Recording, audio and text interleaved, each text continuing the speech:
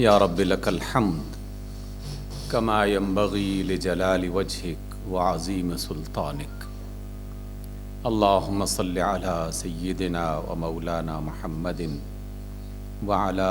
آل سیدنا و مولانا محمد وعلی اصحاب سیدنا و مولانا محمد وبارک وسلم علیہ اما بعد فاعوذ باللہ من الشیطان الرجیم بسم اللہ الرحمن الرحیم سبحان الذي أسرى بعبده ليلا من المسجد الحرام إلى المسجد الأقصى الذي باركنا حوله لنريه من آياتنا إنه هو السميع البصير صدق اللہ مولانا العظیم۔ سامعین گرامی، آج کی اس مجلس کا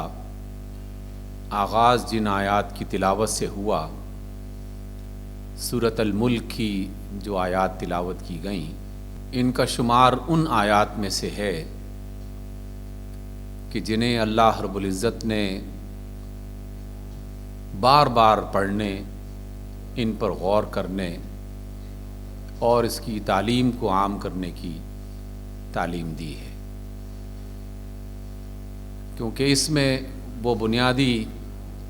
بات موجود ہے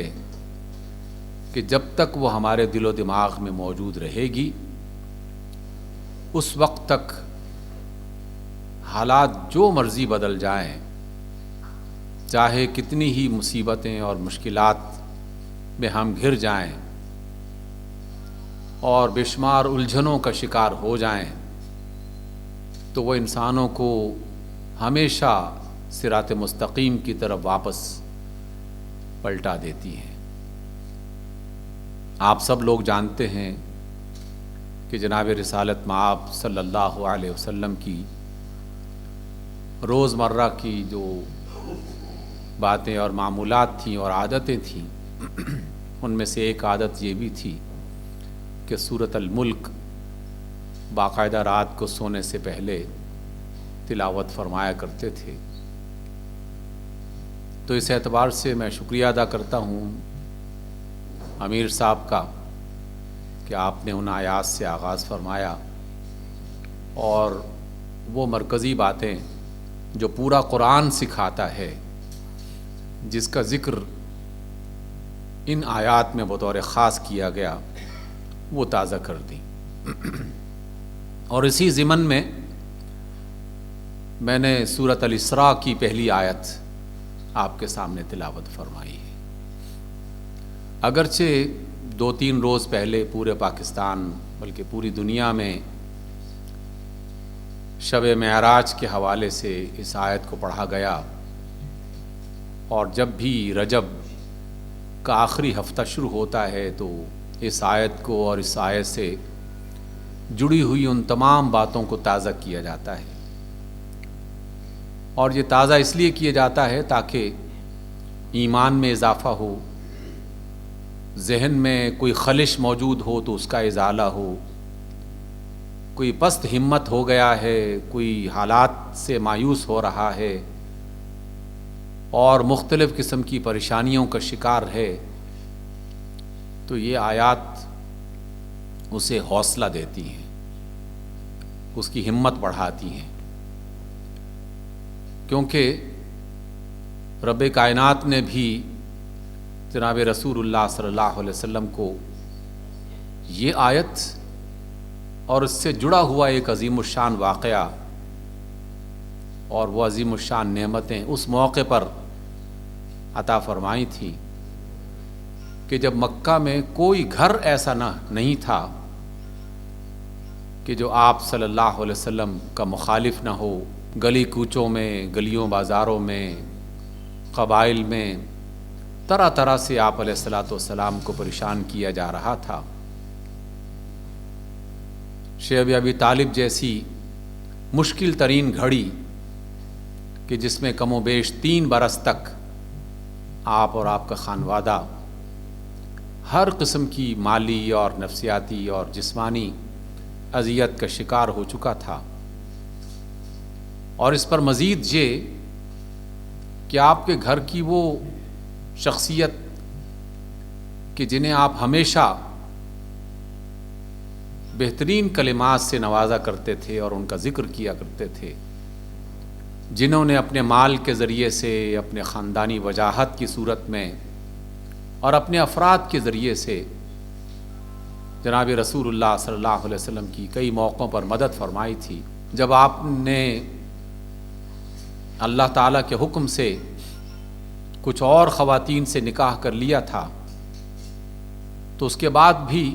جب کبھی موقع ملتا تو جناب سید الکبریٰ سیدہ خدیجہ کا ذکر فرماتے، ان کی تعریف کرتے۔ تو ایک بار ایک خاتون نے جذبہ انسانی سے مجبور ہو کر یہ کہا کہ ایک وقت گزر چکا ہے ان کو دنیا سے گزرے ہوئے، اور ہم جوان بھی ہیں اور آپ کی ہر طرح سے خدمت بھی کر رہی ہیں، لیکن آپ ہیں کہ بس انہی کو یاد کرتے ہیں۔ تو آپ صلی اللہ علیہ وسلم نے فرمایا کہ میں کیوں نہ اس کا تذکرہ کروں کہ جس نے اپنے مال کے ذریعے سے، اپنے خاندان کے ذریعے سے میری مدد کی، میرا سہارا بنی، اور اللہ نے انہی کے بطن سے مجھے ساری اولاد سے نوازا۔ تو سیدہ خدیجہ الکبریٰ کا انتقال ہو چکا تھا، بڑے غم میں تھے، اور پھر اسی دوران ایک اور غم دیگر دشمنیوں اور مشکلات کے ساتھ ساتھ وہ بھی ظاہر ہو گیا کہ وہ شخصیت کہ جنہوں نے ہر تنگی میں آپ کا ساتھ دیا، اور وہ جسے کہتے ہیں کہ ہر قسم کے دشمن کے سامنے ڈھال بن کے کھڑے رہے،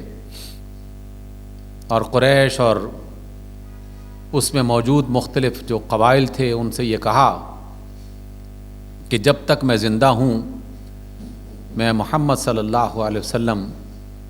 کا ساتھ دینا قطعی طور پر نہیں چھوڑوں گا، اور اپنے بھتیجے سے جناب رسول اللہ صلی اللہ علیہ وسلم سے فرمایا کرتے تھے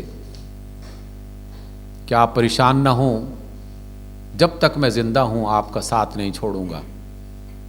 چاہے دنیا ادھر سے ادھر ہو جائے۔ لیکن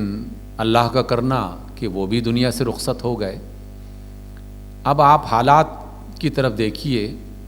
کہ دشمنیاں چاروں طرف موجود ہیں، اور دو بڑی شخصیتیں جن سے آپ ایک تقویت اور سہارا محسوس کرتے تھے وہ بھی دنیا سے رخصت ہو گئیں، اور آپ علیہ الصلوۃ والسلام نے شاید اسی غم کی شدت کی وجہ سے اس سال کو غم کا سال قرار دے دیا، عام الحزن قرار دے دیا۔ لیکن عین اسی موقع پر اکثر روایات اس کی طرف ہیں اور متفق ہیں کہ اس موقع پر اللہ رب العزت کی طرف سے آپ کو بلاوا آیا، اور اللہ نے اپنی قدرتیں دکھانے کے لیے جناب رسول اللہ صلی اللہ علیہ وسلم کے حوالے سے ایک ایسا راستہ اختیار کیا جو آج سے پہلے کبھی کسی نبی اور رسول کے لیے اختیار نہیں کیا گیا تھا۔ تو اس کا تذکرہ اس سورۃ الاسراء کی پہلی آیت میں کیا گیا ہے، جس کو ہم معراج کے واقعے کی ابتدا کہتے ہیں۔ تو سامعین گرامی، آج کی اس مختصر مجلس میں اگرچہ آپ بہت ساری باتیں جانتے ہیں، لیکن انہیں تازہ کرتے ہیں اور اس میں موجود حکمتیں دوبارہ سے سیکھنے اور اس کی روشنی میں اپنی زندگی اور اپنے حالات کا جائزہ لینے کی کوشش کرتے ہیں کہ اللہ رب العزت کیا تعارف کروا رہے ہیں۔ میں نے سورۃ الملک کی بات اس وجہ سے کی کہ اس میں بھی اسی سے ملتی جلتی بعض باتوں کا تذکرہ ہے، اور اس کا مرکزی نقطہ یہ ہے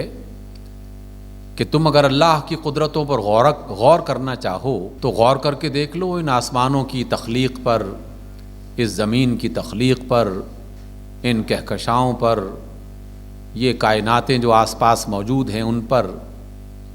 غور کر کے دیکھو، جو بھی تمہارے پاس وسیلے موجود ہیں ان سب کو استعمال کر کے دیکھ لو،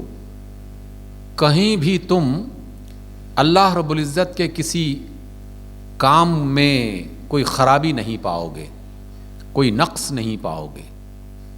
اس نے جو بنایا، جہاں بنایا، جیسا بنایا، وہ بالکل باکمال، ایکوریٹ، صحیح ترین انداز میں تخلیق کیا ہے۔ تو جب ایک ایک ذرہ اس بات کی گواہی دے رہا ہے اور ساری کائناتیں اور اس کے اندر موجود تمام سسٹمز اس بات کی گواہی دے رہے ہیں کہ ہمارے بنانے والا